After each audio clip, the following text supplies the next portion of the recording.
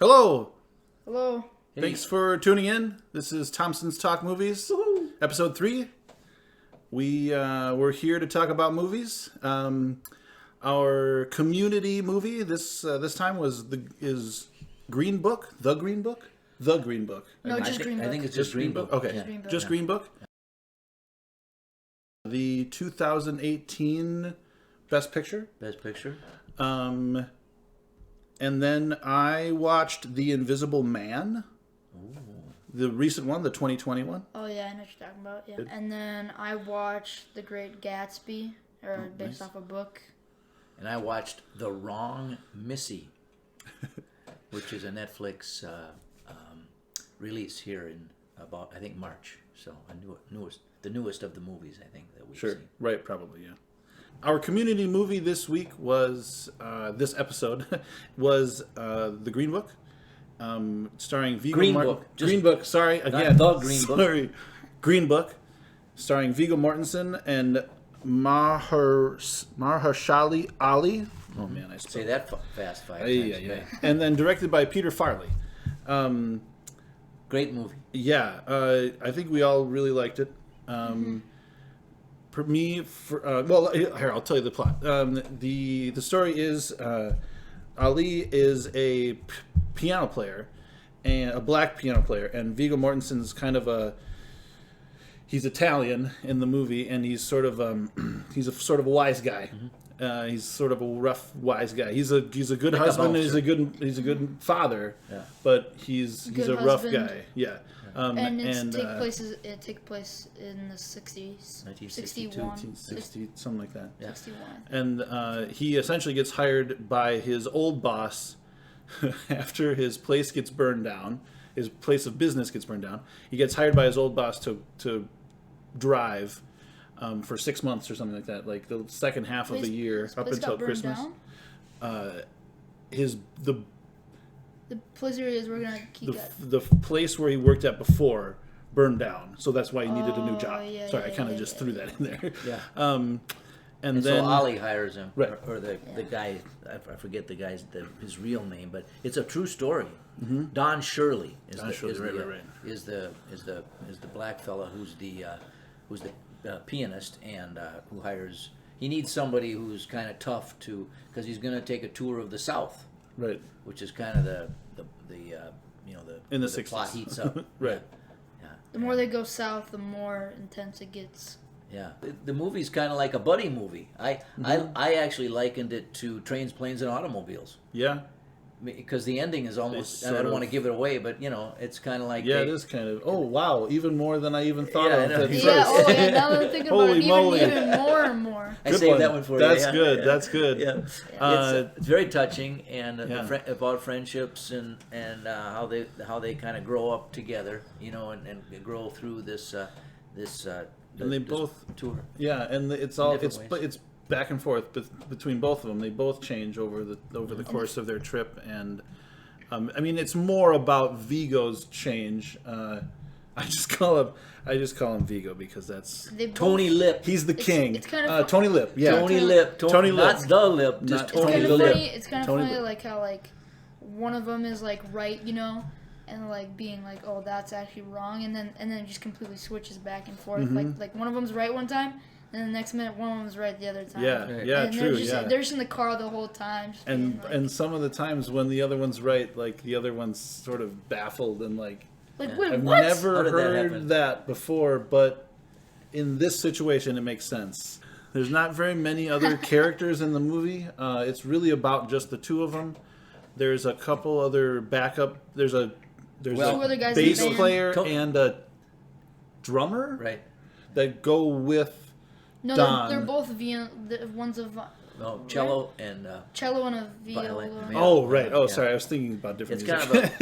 of the guy Cello and Don violin, Shirley yeah. is actually kind of a classical musician, but he plays more kind of jazzy stuff in the movie. It's like a jazzy and I guess class- that's in fact what he did in real life. And Oh, he was sure. a classically trained musician, but played some jazz and popular and kind of a bunch. And the one big character that I would say, and I'm a huge fan of hers, and I am so sorry I do not know what her name is, but is Tony Lip's wife.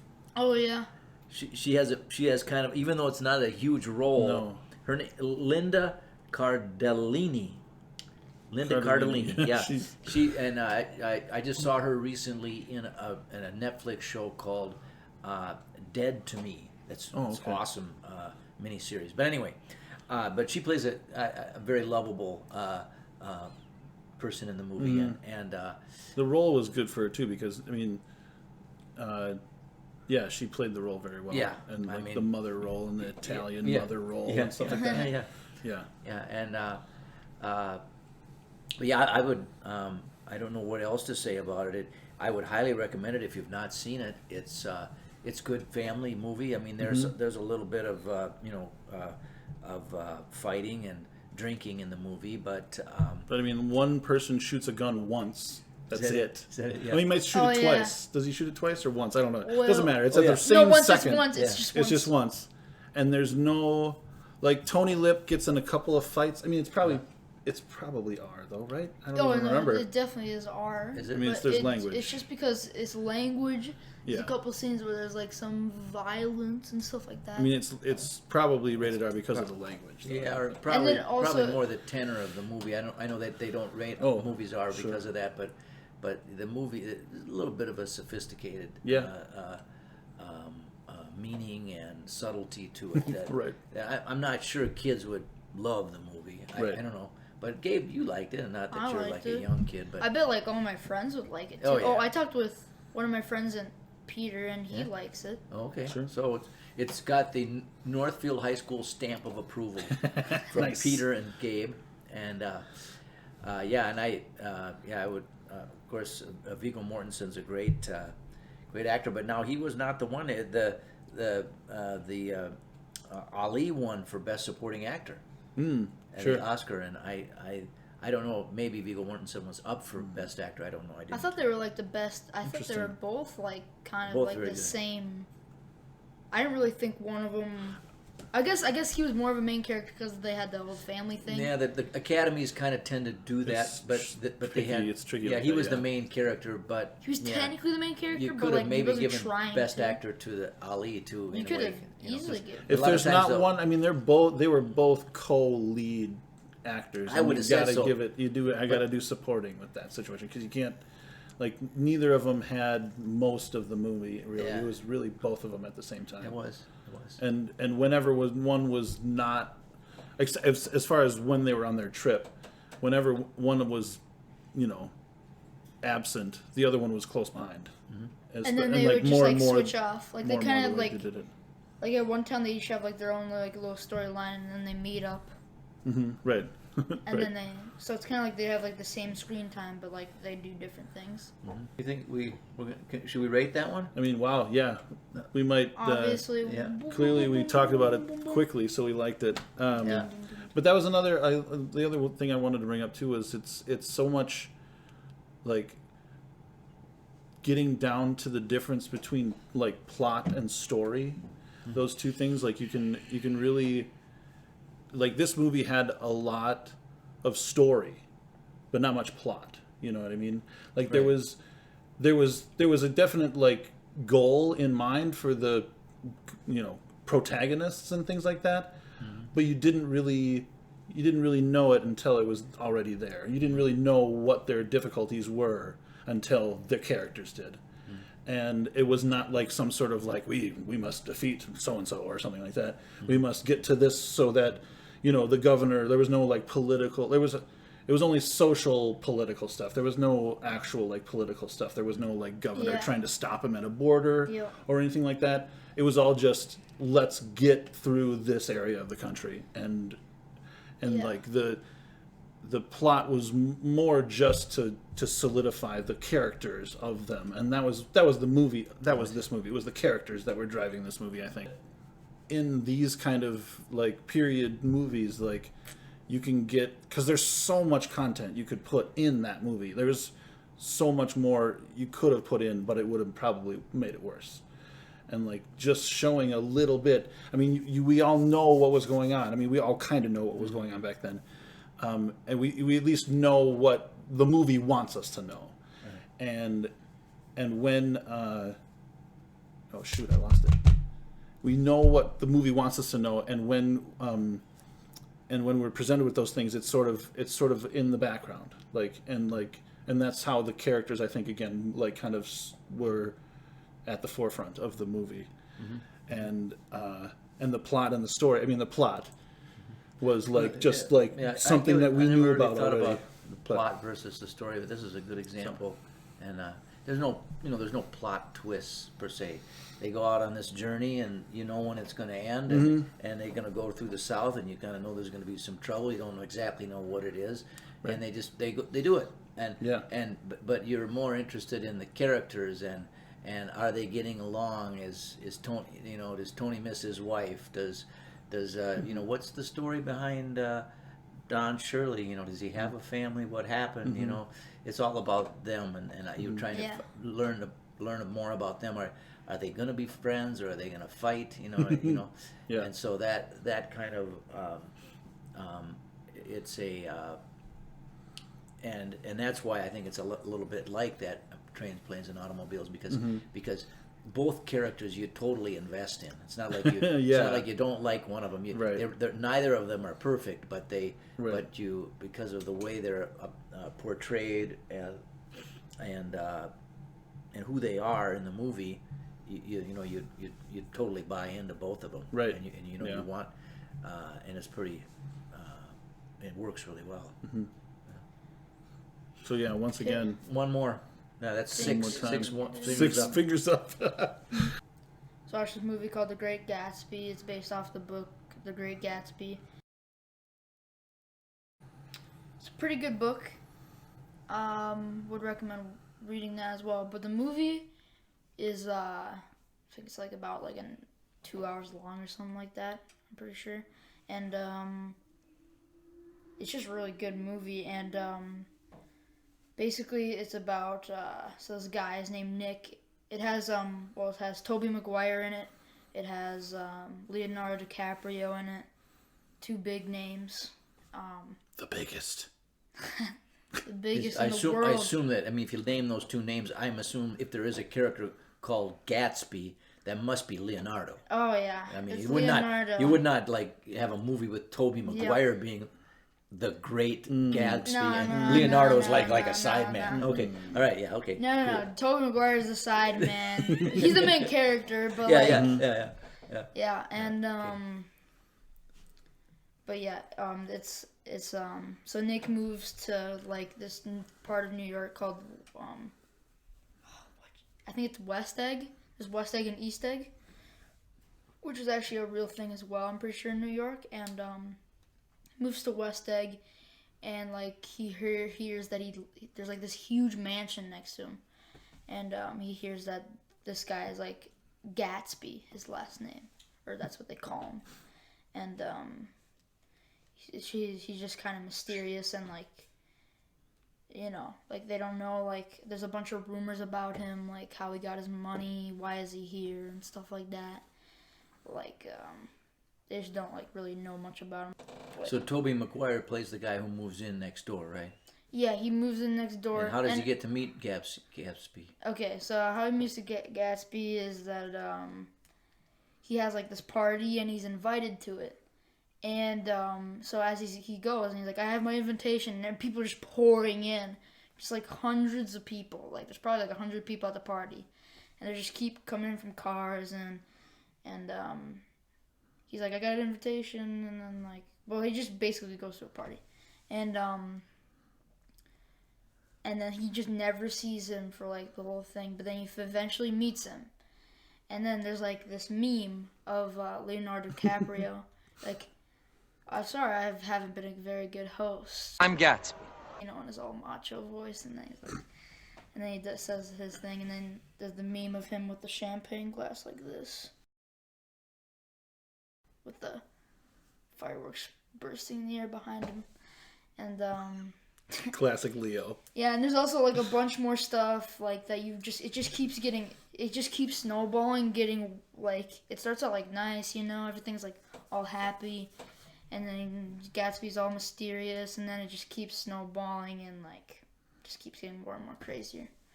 And I would rate it a finger up, 1 finger. Very good movie, would recommend. Is it one that kids would like, or is it kind of not for kids but like high school probably and probably up? Did it follow the book very closely? I assume it followed the book, but it didn't really follow the last chapters of the book. Like, because there's 9 chapters in The Great Gatsby, and they mostly focus. It kind of ends on like the 8th or 7th chapter, kind of. Like 9th chapter just keeps going a little bit more in depth. Kind of like the 8th and 9th chapter just go really more like after like what happens like of the climax. I see. But in like in the movie, the climax happens and then there's like no like there's a little bit of like actually like seeing like what actually falling happened. Action, yeah. Falling action, yeah. Okay, cool. Awesome. I got to see that one. I haven't seen that one. How old is the book? Like 50 years or something like It's that? gotta be. It's gotta be. Yeah. I think it's 20s. Oh, really? Yeah. Oh, wow. Okay, my bad. It's so 100 really, years. it's really old. Like yeah. Crazy. Okay. Well, it takes place after like World War One, so like the Roaring 20s. Yeah. Sure. Right. It takes place in the Roaring 20s when everything's just all crazy and stuff. Bunch of parties. Do they focus on the time like? I mean, it's everybody's got suits on and stuff like that, but like and like dresses, but like, do they really cars? Do they go a little? Do they go like into the 20s fashion and stuff like that? They go into they have like the cars and stuff, but like and they go into like you can clearly see that they like spent time on it. Sure, like right. and that's good. It's really good in that way, and like with Gatsby's car, he has like a yellow fast car. It's like the newest car, and it's like sure. all speedy and stuff. And like they go into like, well, I won't say anything, but it goes pretty far in depth. Like, okay. It goes into like one part. They go into like the 20s a little bit, you know. Sure. Or I guess you don't know, but they just go into a little bit. And then, but most of the movie's about like, it's like a love movie. Sure. Or it is a love movie, not is a love story. movie. It is a love story. Sure. Gotcha. What's Gatsby's first name? James. Is it? James Gatz. That's his name. My movie I did was The Invisible Man. The one that it was released in February of 2020. It stars Elizabeth Moss from Handmaid's Tale, directed by Lee Wanell. It cost $7 million and it made $126 million. So pretty good. Big profits. $7 million. It only cost $7 million. So, yeah, it's the guy's probably invisible for most of it, right? I mean, how much do you have to pay the Screen Actors Guild? You know, you got to pay the lady, but you don't have to pay the guy because he's in the suit the whole time. It says like half the money's right there. Exactly. Yeah. You just have to get someone to breathe fog every once in a while. Like so the classic shot of from the trailer was she's outside and she's breathing and you can see her breath.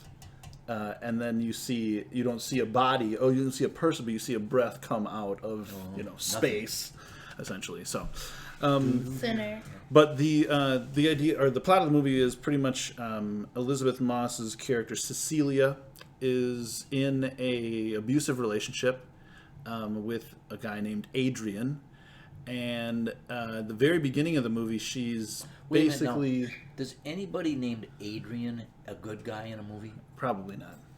Except for, Adrian Brody's a good actor, but anyway, go ahead. Yeah, so yeah, that's a good point. In a movie or real life? Either. Well, I mean in a movie, I should say. Yeah. Movies are real life. In the beginning of the movie, she's sneaking out, and he's in bed with her, next to her. So she's being very quiet. She's got her bag already packed. She kicks the dog bowl and she just gets all tense.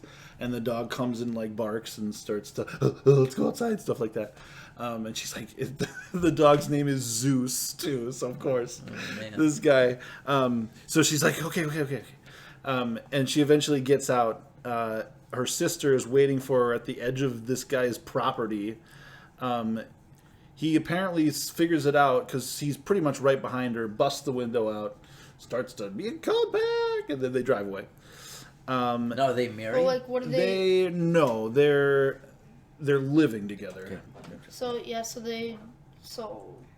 is it like The Handmaid's Tale? I've only watched like 2 episodes. I of The don't know The Handmaid's Handmaid's Tale. No, it's not like The Handmaid's Tale. Okay. That's there's clearly like some sort of emotional abuse. Doesn't. I mean, You can't see physical. it can't see. At first, it doesn't seem like physical abuse, but it becomes physical abuse afterwards. But yeah, they. What's up? I said hashtag spoilers. Spoilers, right? Well, everybody's seen the trailers. Yeah. Everybody knows what's going on. So she escapes with her sister. A little time passes. It appears that Adrian commits suicide. Oh, okay. Okay, yeah. And his brother comes to Cecilia and says that he left you money. So she inherits money from essentially Adrian. And then she's able to, get her own house. She's not living with people, that sort of thing. But the whole time, she still thinks he's alive. She's completely convinced that he's still alive, and doesn't want to take anybody else's word for it. She's got a couple of friends that come and go, and she stays with them for a while at first, and with her sister too. But everybody sort of starts to like, come on, girl, like he's dead. And she's like, no, he's not. No, he's not. No, he's not. So she sort of starts to, she doesn't sort of like not believe herself, but kind of detaches from everybody, and and then it gets weird. So then he comes back, like in the very beginning, and when she's sneaking out, she does sneak through like a basement lab, and there's a whole bunch of computer, like space age stuff. She doesn't touch any of it. She doesn't look at any of it. You never see it again, but you understand that this guy is clearly pretty smart. And eventually, spoilers again, it eventually is revealed that the way he's being invisible is essentially a suit that goes, I mean, even over his eyes. I won't give away everything. So then, and again, we've seen the trailers too. So you see him, you see the what was it? The bucket of paint. She hits her. This is pretty early in the movie too. Like right as she's sort of going out on her own, he sort of comes back and sort of starts terrorizing her a little bit. And in one scene, she's climbing up into the attic, and she grabs a can of, or no, she's in the attic and she's got a can of paint, and she's sort of just, it's kind of spooky. She just sort of opens the door. And he's right there, but you don't see him until she gets him with the paint, and he's right there. So, and then she clubs him or something. I can't remember exactly, but there's a couple of scenes where it's pretty well done. The tension is built well, where she's cooking or something like that, but they're not only in on her cooking. She's in the kitchen. The whole kitchen is in frame. Mm-hmm. So she's walking back and forth to different spots. And you kind of think you know where the guy is, just by, happenstance and things like that. And a couple of times, like, he actually puts hands on her and roughs her up and stuff like that. So, so that happens. Like, he comes and terrorizes her a little bit at her own house, which essentially he bought for her. And then she goes, and then she wants to go back to a friend's house, so she stays with a friend's house there. And then he starts terrorizing them, making it look like it's her. So so she sort of loses friends because of this.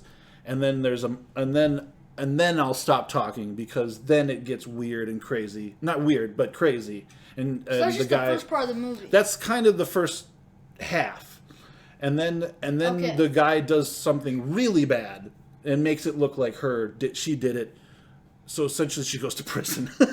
But it's like a psych ward because she's still convinced that it's her because she's literally fought him, Right. like Yeah. while he's been in the suit, and then yeah, it's really good. Again, one finger, two fingers. Where can you find it?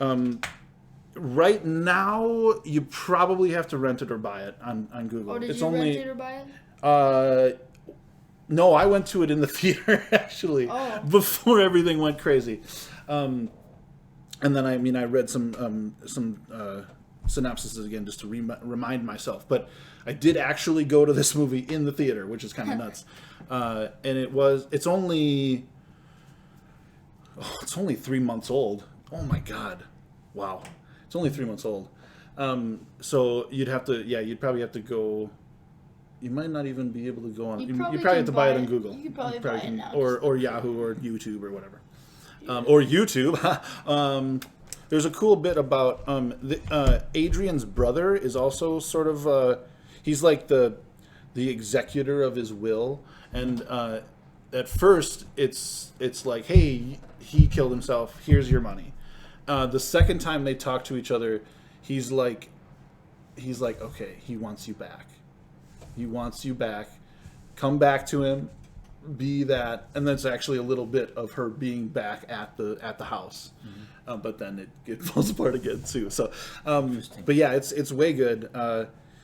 There's only, it's really her. It's really Elizabeth Moss, and then everybody else. Like she's really the real main character, and you rarely ever see another scene without her in it.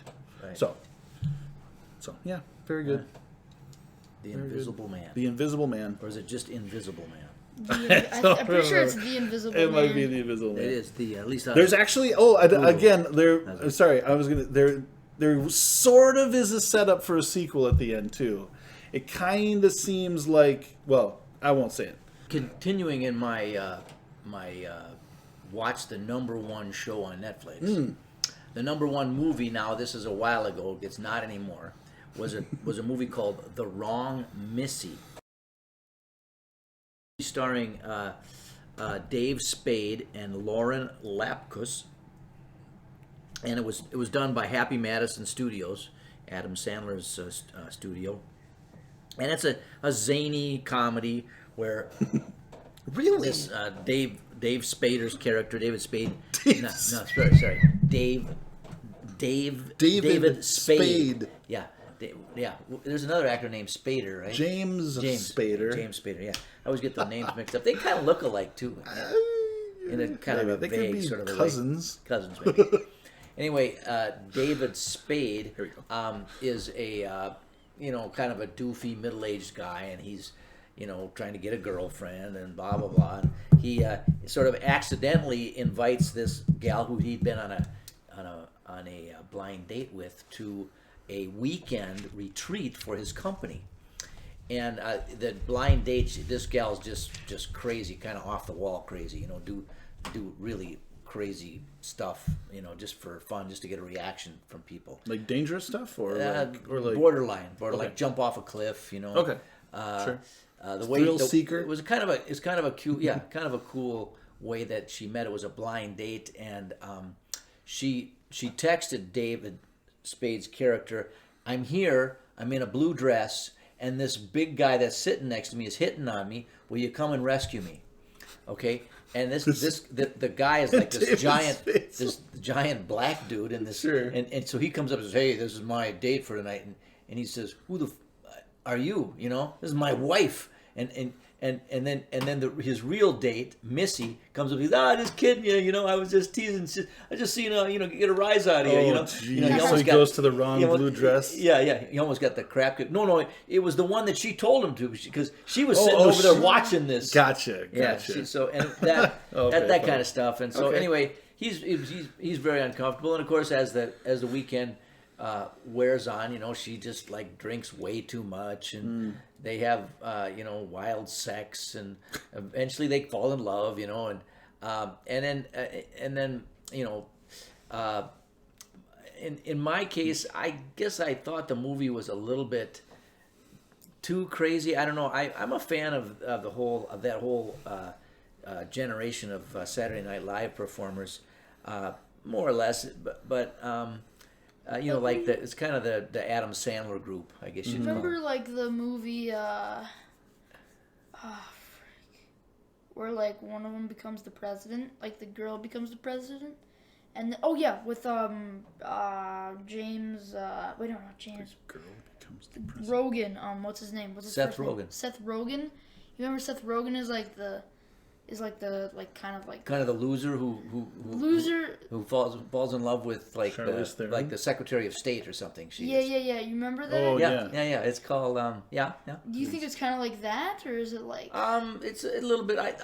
Which one do you think? Which one do you think of this those is better? Oh, definitely the Seth Rogen movie. Okay. Yeah, I'm not gonna recommend the wrong Missy. So you should unfortunately. give it a fist. Yeah, is that it? The fist? Yeah. 0. A 0. I didn't. Anyway, I was watching it with a friend, and she didn't finish it, and I went ahead and watched it because I thought it was it was like the #1 movie, and I thought, well, but it's got a couple of moments, but it's a little bit of it's so slapstick that you don't really. Unlike the movie we talked about, Green Book, where you get so invested in the characters, right? Songs maybe even like The Great Gatsby, or even the woman in Invisible Man. I didn't feel, I didn't really care about what happened to these characters myself. Yeah. And so, That's important. yeah, and that's always makes it, at least for me, that's difficult in a movie. When it's that way. But I used to like David Spade back in the Chris Farley days. I thought he had a couple of good movies with Chris Farley. In effect, he's the straight man still. He was the suit and tie back then. Yeah, okay. he was the straight man. And he's the straight man the, for this gal who I recognized her. Her name is Lauren Lapkus, and but anyway, it would be kind of a movie that you'd get 10 years ago. You would have got Melissa McCarthy to do it. Sure. You know what I mean? She could have probably possibly pulled it off. Right. This gal, I'm not so sure. But Sure. Anyway, Is it a Netflix original too? It is a Netflix original. Sure. I don't know if it would have been. Well, I guess if it's a Netflix, then Do they? I don't know if Netflix buys them or if they if No. They they. probably produced- produced them. But I know they produce them. But I mean, I don't know if it would have gotten released. I guess if it was a Netflix movie, it was never for release in theaters. Probably not. So anyway, Just like every Do Netflix they? original. Do they still? When they make feature-length movies, do they still get rated? Are they rated know. PG-13 and I don't- R and stuff like I that, think or they do they are. just when Netflix started doing its original stuff, Mm-hmm. like Orange Is the New Black and stuff like that? Those were up for Emmys. right, Orange Is the New Black got Emmys, right. and now, I mean, not that this would get like, but in the same Well, window of Netflix- entertainment, Netflix movies have been nominated for Academy Awards. right? Okay, yeah. So so I guess in a way, even though it's blurring the But- line a little bit, there's movies and then there's TV, and like Stranger Things, the Netflix show would be a It's TV. sort of obvious when it's blurring. It's when getting there's blurry. specific things like there's not. Episodic. Yeah, where does the mini series end and the trilogy begin or something like that? Like, yeah, like you could yeah. But it's, I suppose maybe you have to probably enter it into a certain category. yeah. And if you entered something like a movie into a TV category, they'd just be like, no, that doesn't make any sense. Or TV into a movie category. Right. I mean, there's a certain a movie is a movie. I mean, there's Right. a certain like, oh, that was a movie. I mean, you still, even though it's getting blurry, you still kind of know whether it's a movie or not. For Right, instance, right. a movie has an ending. I mean, not all of them. Sure, Not yeah. all of them. Sure. And some of them are just blatant, crappy sequel setups. Mm. But Well, most movies have an ending. And so therefore the action has to occur in a certain time frame. Mm-hmm. And so whereas TV series episodic things that they don't there's usually resolution, but and they're all little movies. yeah. So Yeah. I mean but it would make an interesting and there are certainly things that are on the borderline. I think Right. you look at Can you a use? lot of those. Can you remember something that Netflix has made that has been nominated for Academy Award? No. Okay. I'll see if I can find something though. I'm pretty sure that they have, but I'm not sure. That's why I was thinking this one was actually produced by Happy Madison Studios. You know, I mean, that, even though it was a Netflix original, I don't know what that means. They weren't the studio that did it. You know, they just fund it. Maybe the exclusivity of it makes it a Netflix original. Maybe, yeah.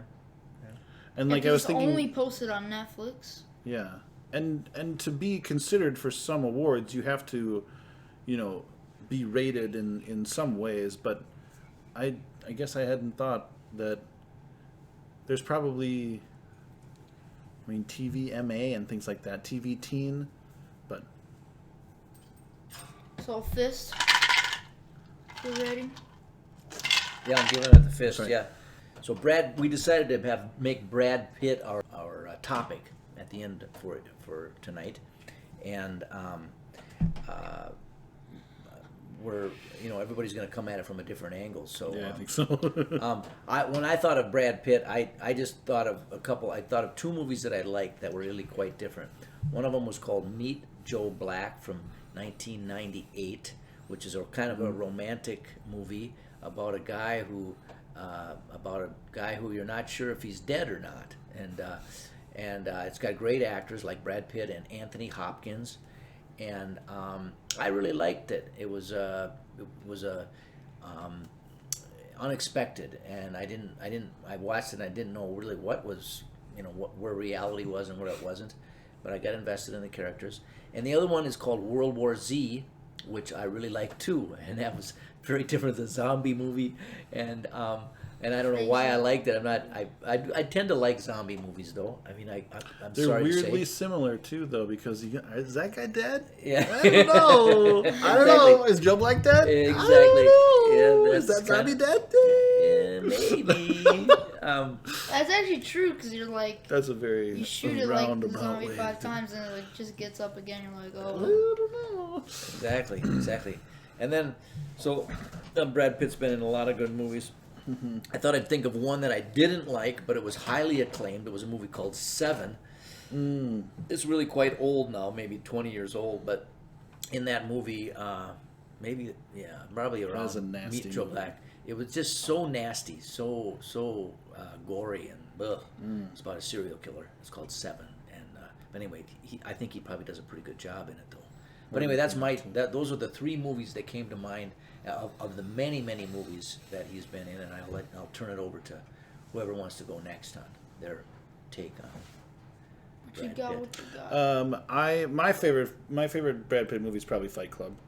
That came out when I was like, Awesome. I was 14, nice and impressionable. Oh yeah.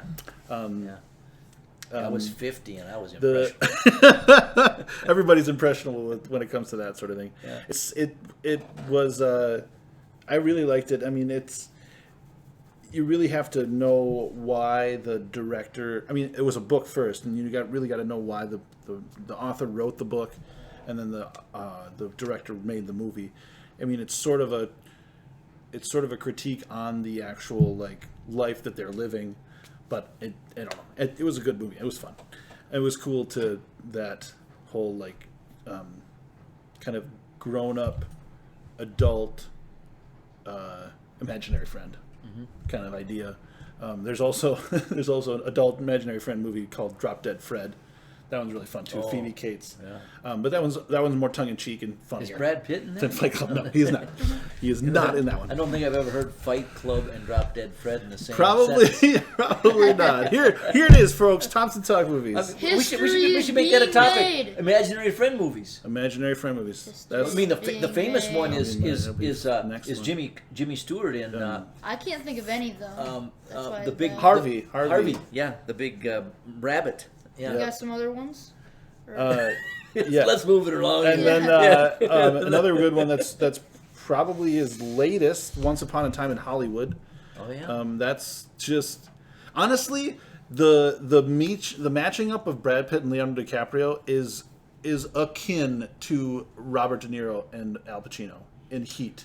honestly. Double Leonardo DiCaprio. Yeah, exactly. Because it's like Butch Cassidy and those two guys, like, and I didn't really understand it. And like, Heat came out in like '92 or something like that, so I didn't really experience it like fresh and new when it happened.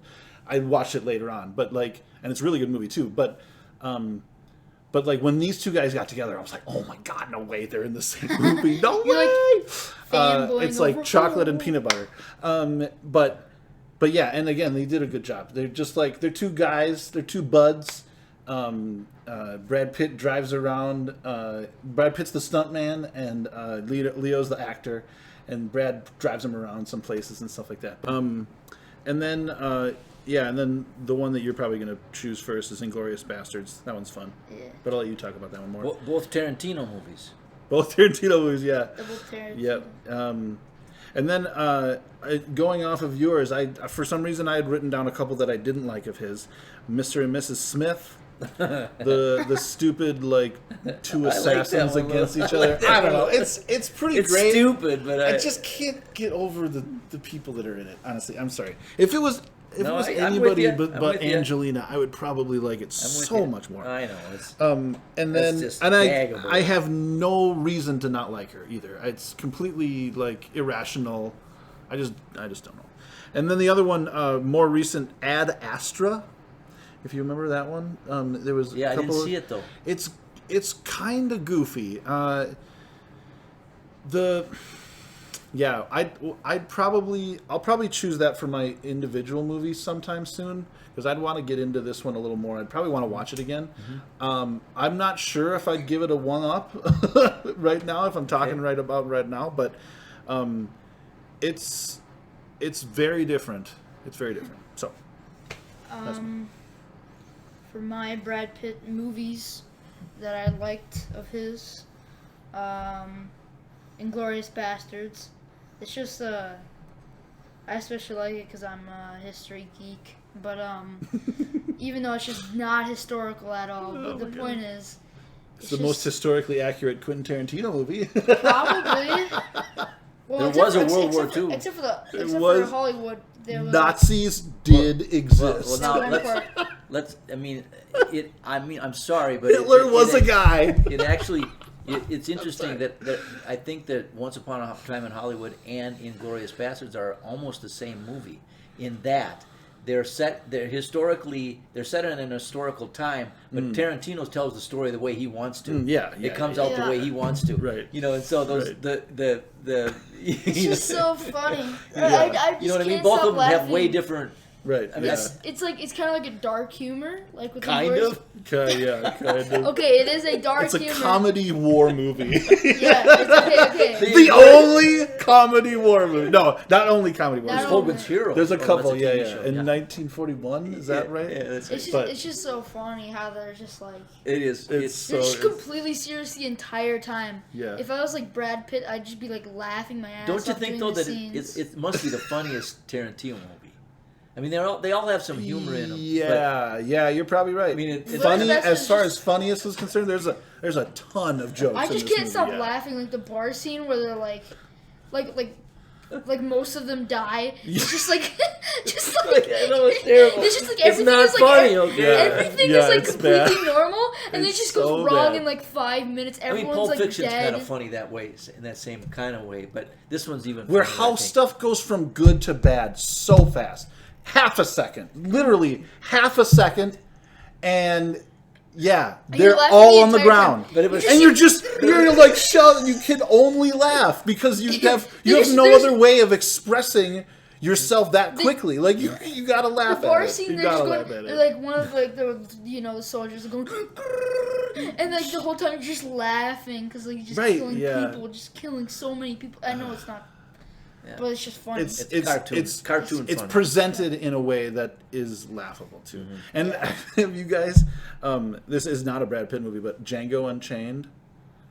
That's another Quentin Tarantino movie about historical time. Yeah. He tells his own way, but it's like that sort of thing. Like the violence is kind of like is sort of tongue in That cheek one, and laughable. yeah, no, that one was too violent for me. That one gets really gnarly, yeah.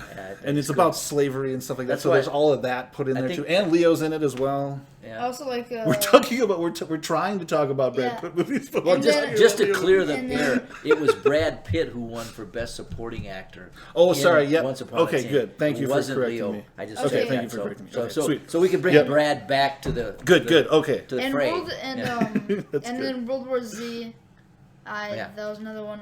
I just love how like it was like different in a way, like how like it's just like the zombies were more crazy and were just like super speedy than like other movies. So So it's it's- just those like were slow gnarly and like you just kill them zombies, one yeah. shot. But like in World War Z, you have to burn them to bits because they just keep going. It's like a wave. Well, and like, I guess the movie is it's an interesting story. I guess that another part, the plot maybe in World War Z is very interesting. I found it. Yeah, like the how plot's interesting. and the character and Kind of like with every zombie movie, though, you think it's interesting, like the plot. Like you're like, oh, wait, how is this gonna work out? And then, but with this one, it's a lot more fun because like they're literally just like literally sprinting, like they're going as fast as they can, and they will just kill you as fast as they can. Another thing about Inglourious Bastards, my favorite, one of my favorite parts in that was when they've got the, they're like in like like a ravine or something, and they got a couple captives, and they're bringing out the bear Jew, they call him, 'cause he's just the biggest guy in the thing. But they're all Jewish. They're all Jewish men Yeah, in they're all this Jew- oh, yeah, I company. forgot they're all they're all from Jewish. like Brooklyn too, or something Yeah, like that. they're all just So like from and Ju- so the Brad biggest guy Pitt is called. is British, right? No, he's Iroquois. Like there's a part of him that's like a Native American, and they always talk about it. Oh, okay. He's not himself Jewish, but Right. he's Yeah. like the captain of these 12 guys, and And they're all Jewish. They're all Jewish. It's And just, they're, which like, is the just whole great. time But they're just making fun of that, like how like Hitler, like with the Holocaust, and they just keep throwing jokes at yeah, it, kind of like. it's pretty crazy. But like when he comes out and by that time, like the whole point of this, like of the band is to for their kind of reputation to precede them. So like there's so many more Nazis or so many more Germans and Nazis that know about these guys than have actually seen them. So so the line something is like, hey, so one of the guys is talking to like the colonel or something that they've got, and he's like, yeah, everybody knows about the bear Jew. Just all he says is it, and his accent, and I repeat that line to myself every once in a while. It's so funny, and yeah, again, like the comedy war movie is such a interesting it's subgenre. I guess he's got a way that Tarantino has a way of kind of turning it on its head. You know, in other words, he makes the heroes in the Inglourious Bastards way nastier than the Nazis. You know what I mean? Yeah. It's like they're so nasty Yeah. that they and so ruthless that they in other words, it's sort of like what everybody would want to do They're to just like Nazis. rogue. He does it. You know, in the Right. movie, Yeah. I imagine the Allies that fought the Nazis weren't that ruthless. No, probably not. They took prisoners. Yeah, but Exactly, that was exactly. about I it. mean, it's one example They here. didn't Yeah. scalp anybody. They just start scalping. You Okay, got that oh, boy over there? Hashtag spoiler. Hashtag spoiler. Hashtag spoilers. Yeah. Yep. Oh Yeah, man. Okay. Anyway, well, so we all agree that Brad Pitt gets a one-up. I Yeah, think. yeah, He's got Brad so Pitt, many. obviously. So He's many. got a Well, he's got good a lot of great movies, and think about the different repertoire. from comedy war movies to seriousness. to zombies to serious to romantic comedies. He does know. romantic comedy too. Yeah. Yeah, He's never done like, well, I mean, full comedy, I guess, but that's not really. I don't know. I would say like English Best is not like a full comedy, but I would say it is a comedy. It's probably the closest he's done, yeah. but It's kind of there's always a grounding to some of his movies and stuff, and like the stuff from before, because he was in Thelma and Louise. Oh, I forgot. And he was just really quick, and then he was in like 7 Years in Tibet and A River Runs Through It. Those like big epics that were back in the day that kind of solidified Probably him. 90s ish. Yeah, and then yeah, Well, that's I can't remember much of his middle stuff. Right, this very second. I guess Fight Club was kind of his middle stuff. That was sort of a big deal. But nowadays, I mean, he can he can do whatever he wants. You can get any And he does. Probably. I don't know. Okay. I don't know if he's got any movies in the making, but I guess Probably. Tarantino will keep him busy, I guess, huh? Yeah, maybe. And maybe is there going to be a World War Z? Oh yeah, there might be a World War Z 2, but it's kind of been like back and forth. They keep like, is it? Yeah, we're gonna do this, but then actually not. There's only been one. There hasn't been a sequel. No, there hasn't been a sequel. We Oh, talked about this before. I know we did, but then I forgot. Right. Well, what do you say we wrap her up, guys? All right. Yeah, that's good. Episode 3. Thanks for watching. Yep. Thank you. Yep. Stay tuned for episode 4. Bye bye. Thanks. Bye. Bye.